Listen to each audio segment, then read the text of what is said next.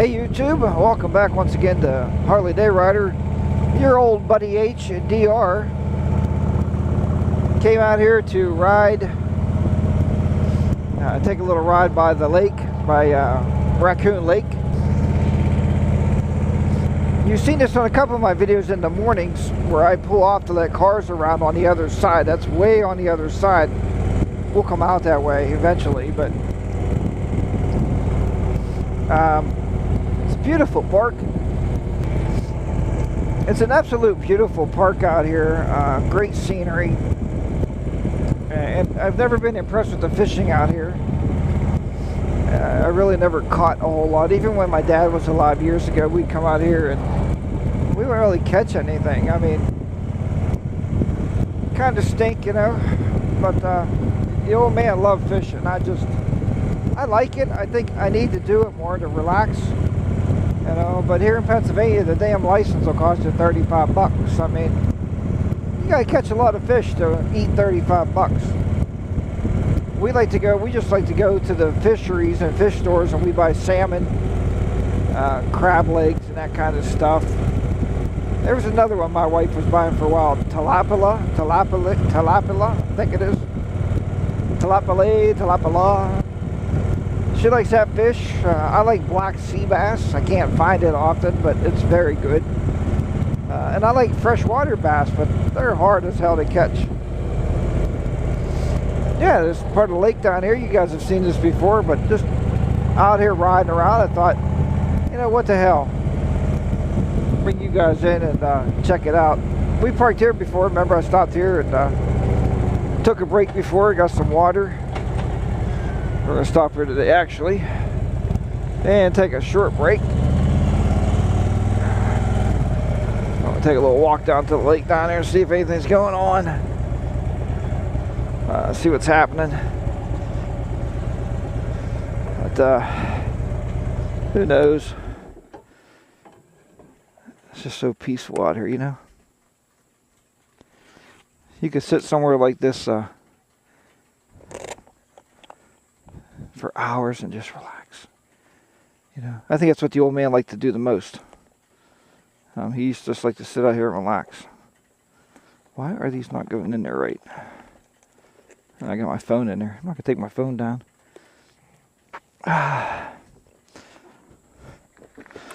But must be somebody down there fishing. Could be.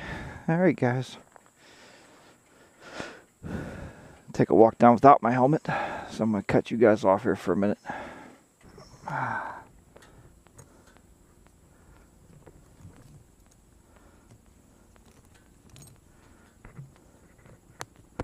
It's actually too hot to be out there today. It is hot.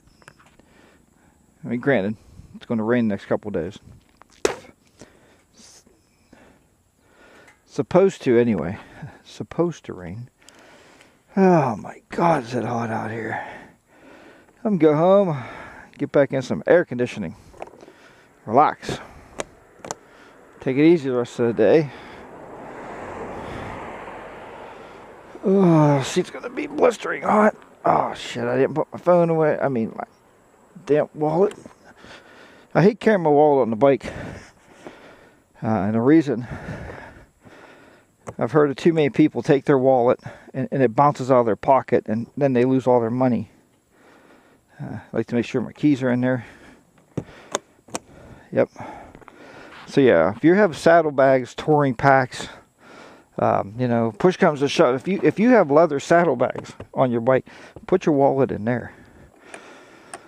You know, then you know it's secure. You know, you could even put it, if you have these pouches. One day I put my wallet up there in a pouch. And that will secure it. Don't ever carry your wallet in your pocket when you're riding. Guarantee you're going to get somewhere you're not going to have any cash on you. It's not a bad idea.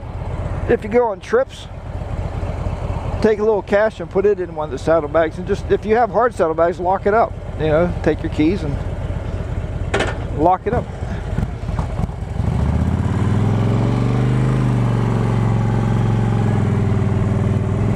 Oh, that's better. Yeah, lock your saddlebag up, you know, put maybe 50 bucks in there anyway, get you some gas.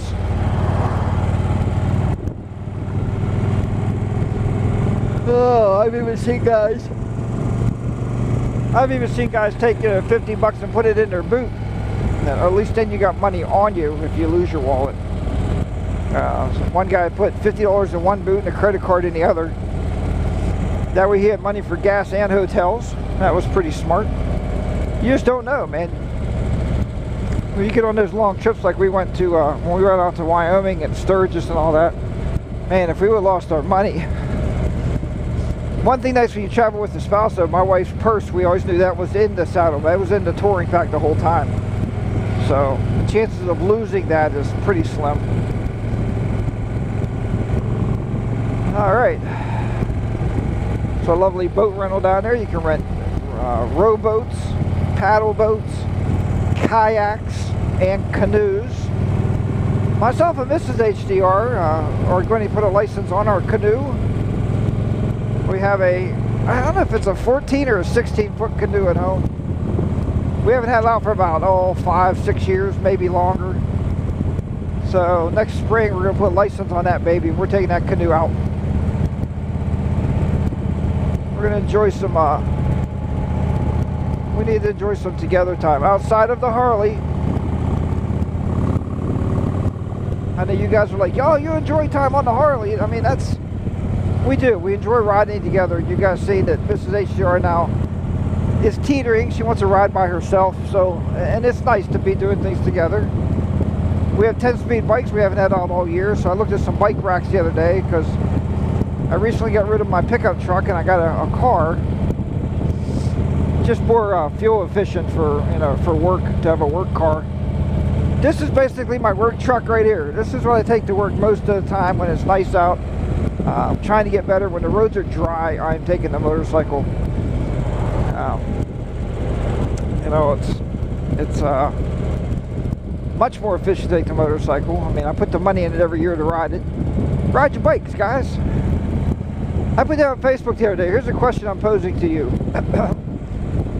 And I don't mean to be rude, ignorant, or I don't mean anything by this to anybody. But did you buy your motorcycle to leave it sit in the garage and clean it and wax it? Or did you buy a motorcycle to legitimately ride it? And when I mean legitimately ride it, I mean you're doing more than 1,000 miles a year. You know, not, last year I did 300 miles on my $30,000 Harley Davidson, or my, $30,000 Ducati, or whatever you ride. That's not right. If you're going to buy a motorcycle and leave it in your garage, one, you must have a lot of money. Okay? So you must have more money than you really need to do that. When we buy things, we tend to want to use them.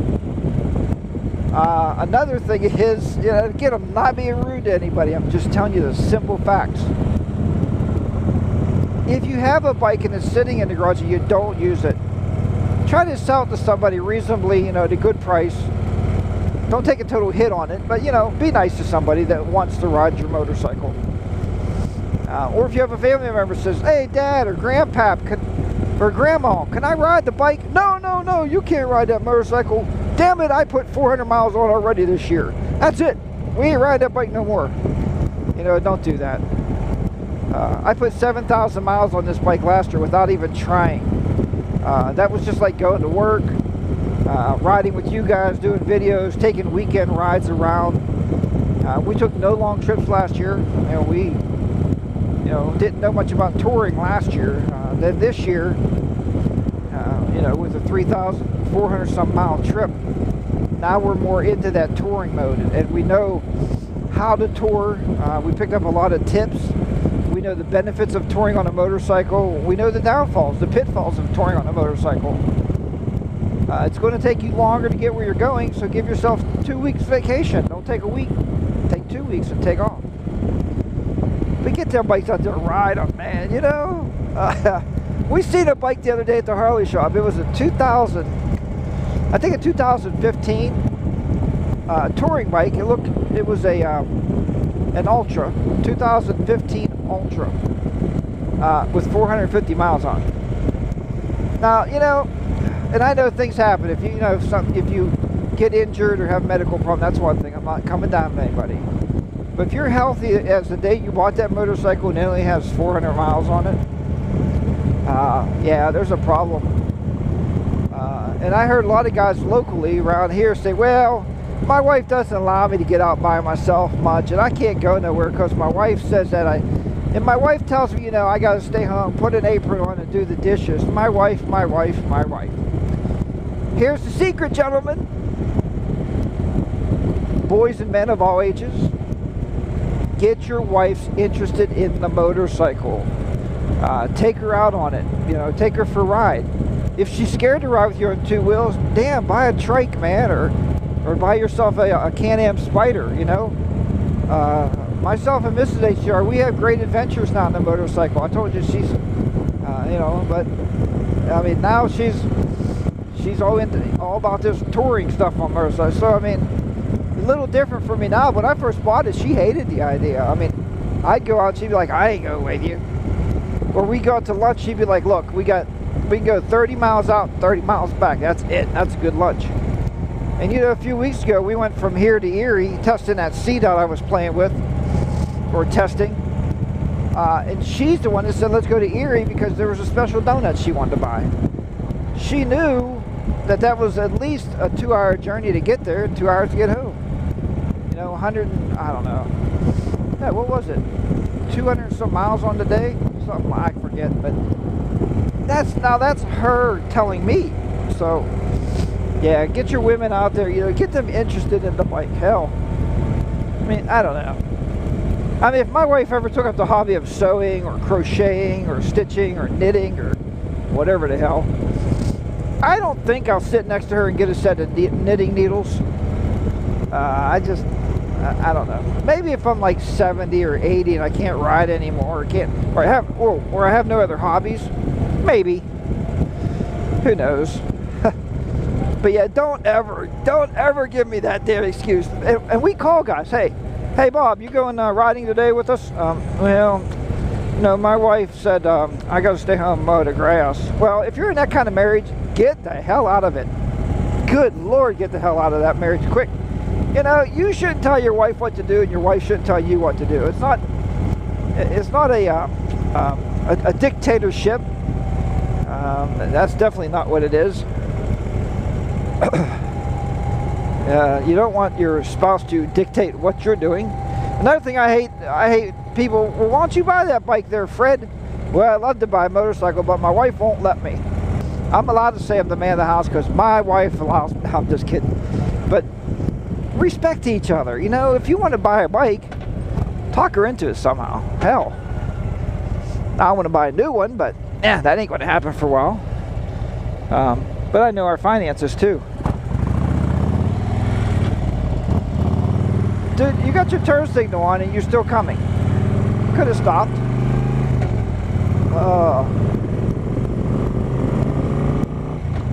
Alright folks, have a great day. Hopefully I complained and griped enough to you. Lay down the law, get the bikes out there and ride. Remember, ride your own ride, be safe. I'll talk to you next time. Harley the Arrows will be down and out. In the lovely southwestern Pennsylvania. Bye-bye for now.